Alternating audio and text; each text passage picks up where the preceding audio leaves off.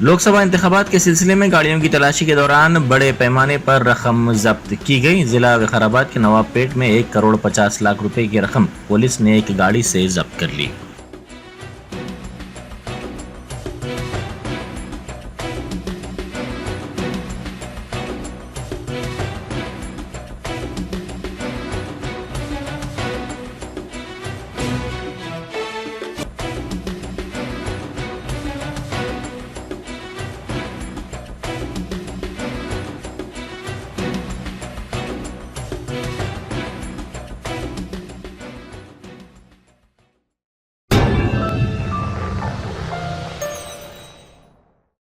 Success the school के जिम्मेदारान की जानिब से लड़कियों की मेयारी तालीम और दीनी माहौल में तरबियत के लिए टोली चौकी और पुरानी हवेली ब्रांच में लड़कियों के लिए एक्सक्लूसिव स्कूल का क़याम अमल में लाया गया है। तो जल्दी करें, सही वक्त पर दुरुस्त फैसला लें और अपनी शहजादियों की तालीम के लिए सक्सेस द स्कूल का इंतखाब करें।